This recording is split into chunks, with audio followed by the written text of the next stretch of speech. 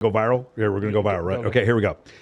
You don't believe, at least I hope you don't, that Shaquille O'Neal or Tom Brady were deliberately trying to defraud people when they supported FTX. They were just taking money. No, yeah, they were just taking money. No, I know almost no one in there. Like it's just they didn't really look into what they were. Beautiful. Endorsing. So that's my point. Yeah.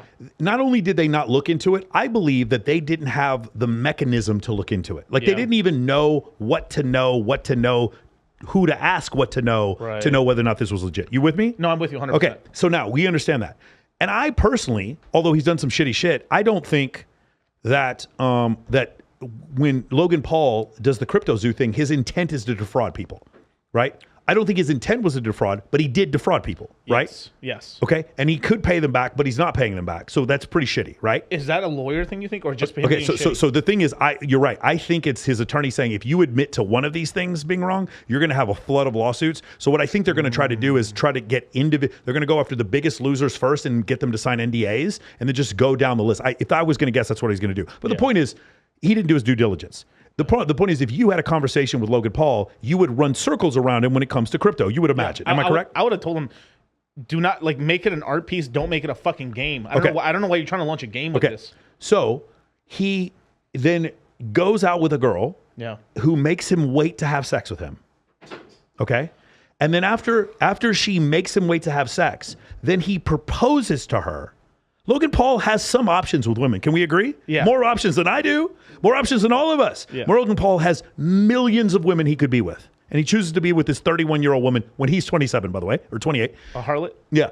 So he does this, and then come to find out she's been with a lot of men. No. A lot of men. I showed it to my clients today. We were on the call, and I'm showing Dylan Dallas's over 81 people. Yeah, and it's so crazy. It's like and like we had gone through 21 people, and the guys were like, "Dude, I'd dump her," and I was like, "Oh, cool," because we're not even a quarter of the way done. And it was like after a while, at first you're like, "Man, that's kind of low brow what Dylan Dennis is doing. That's kind of fucked up." But after like 40 or 50 people, you're like, "No, Dylan Dennis is doing the world a service." Yeah, like this is ridiculous, bro. This is crazy. You made Logan Paul wait. Any guy out there, you're like, hey, dude, if you're high status enough, a woman won't cheat on you. Bullshit. The problem isn't if she cheats on you. The problem is if she cheats on you, then you make excuses to your boys why you took her back, and then she cheats on you again. That's the problem. Here's the real question. Does she make Leo wait?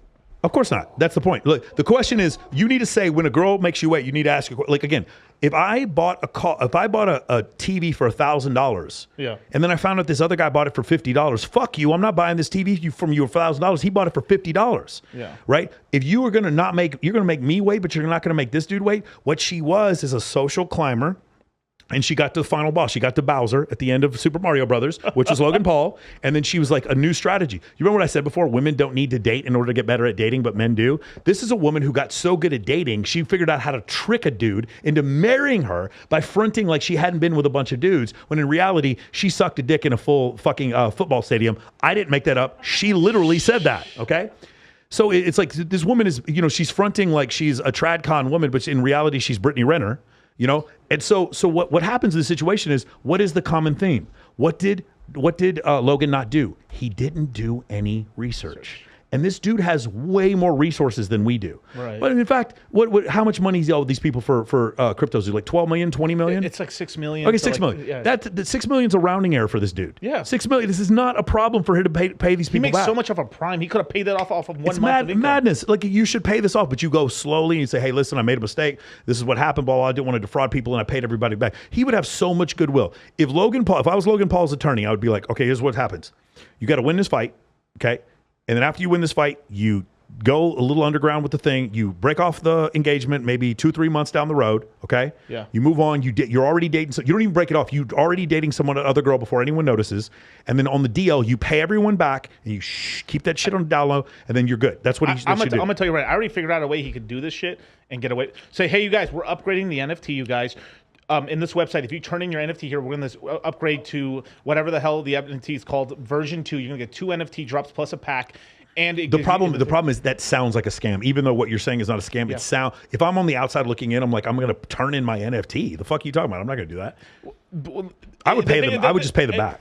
It's just if it's a legal sort of thing, but that happens sometimes in coins where, like, if there's a bridge hack, which is like a way to turn this coin over to a different network. It's like they're completely different, like, coding languages. Mm-hmm. So moving this coin over to this other coding languages, there's like an intermediate. Sometimes like a hack the coin has to be upgraded to another level. So you could do that in a way with an NFT. But this is like they don't have people on the team. Of course, This of course. crazy. They just because what happened is like one of the problems I meet this a lot of times with my friends who are very rich or very popular. The people that surround them are yes men. And they say yes. Like there's certain influencers that I'm friends with that I don't hang out with every day because there's this pit of vipers that are around them all the time. And I'm the one guy who comes around who never asks for money and never asks to meet women because I'm always bringing women. And so they're like, fuck Michael Sartain. I don't want him to hang around. So they talk shit about me. So I'm like, I'd rather just not hang out with you. There's a couple of guys that I know that run Fortune 500 companies, a couple of guys that I know that are professional athletes, and a couple of guys that I know that are what do they call, huge social media influencers. And when I hang out with them, it's only for a few days. And then as soon as the fucking yes men come around, I'm out the door. I don't want to fucking be a part of this. Right. My life is good. I don't need your money. And I do it in part because I don't need their money. And what usually happens is after a couple years, it takes them a couple years and like all those dudes who were lying to me, they're gone. There's some of them were trying to sue me. Half of them tried to fuck my girl. And then Michael Sartain never did shit. Everything he said was the truth. He never lied to me. He only brings girls whenever we hang out and he's never asked me for money. So eventually it usually takes a couple years and they're like, okay, this dude's legit. All these other dudes are fucking fakers. But I don't ever try to prove it to them. I just show it. Right.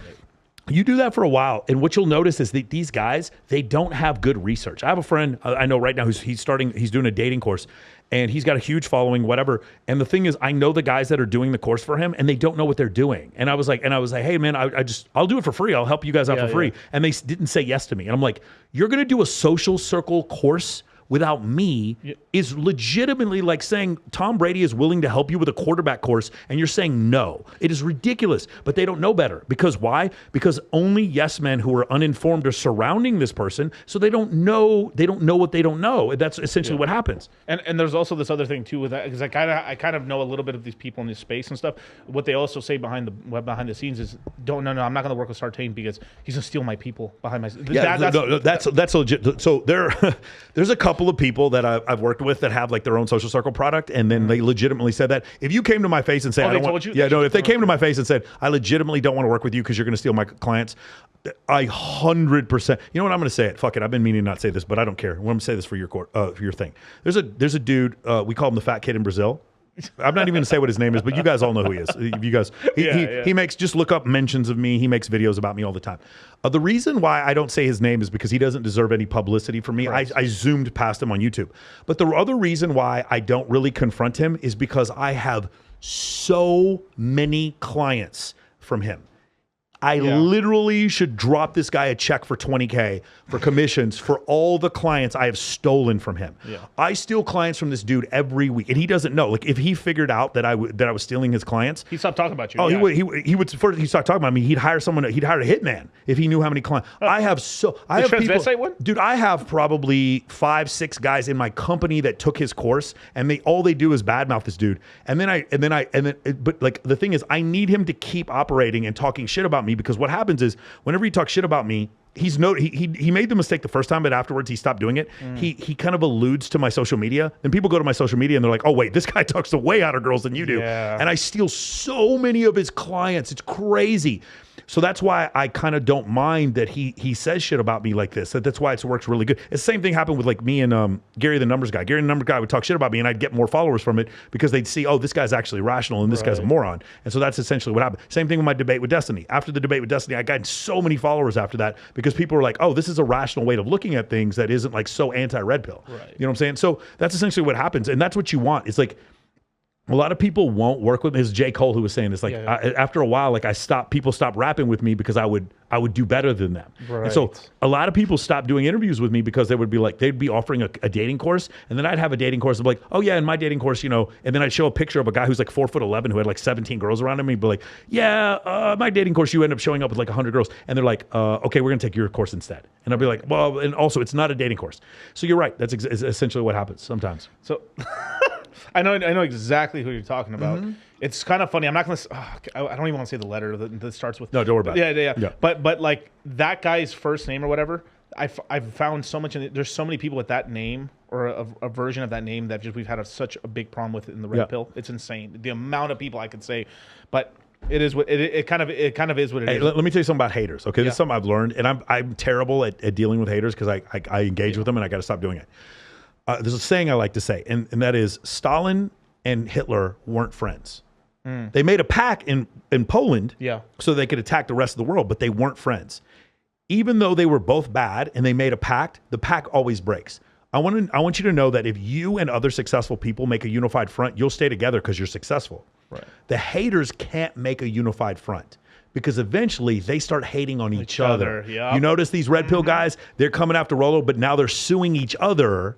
You see that, how this is happening? Now they're all suing each other when before they were just like, someone needs to make a YouTube channel that's just called Red Pill Lawsuits, and all they do is go over like red pill lawsuits. It'd be hilarious.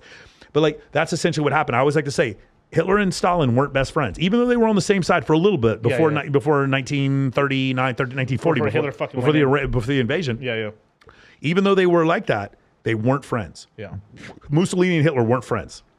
They were on the same side, but they weren't friends. Haters cannot provide a unified front. Right. Haters cannot provide a unified front.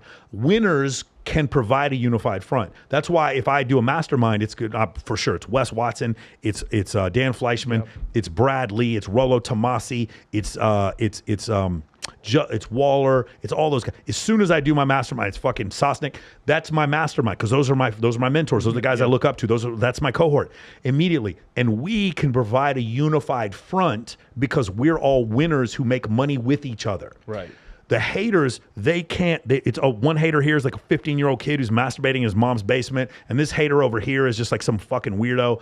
And they can't join together and do anything. So they're really always going to lose in the end. Now, there's something that we had a discussion before we did the show and stuff that it blew my fucking mind and stuff. I was in my car and stuff, almost ran off the road. No, but we were talking about like most haters are just like fucking 15-year-olds losers. Yeah. So it was actually John Zerka who told me this. Me and Zerka did a thing with Rollo one time, and afterwards he goes, "Hey Rollo, you have to do a book called The Rational Teenager." And I was like, "Really?" I was like, "Ooh." Yeah. And he goes, "The Rational Teen," and I was thinking about it. I was like, "Man, that's crazy." And then he goes, "So all respect to Mr. Beast, okay." Yes. I don't watch his content. I can't watch his content. It's just unwatchable. It's not for you. It's not for me. It's Dude Perfect. It's like occasionally I can watch some Dude Perfect, but it's just unwatchable. The early stuff from Logan and Jake Paul, all respect to those. Like Logan has a great podcast, good for him. But his early stuff, the Vine stuff, it's just unfucking watchable.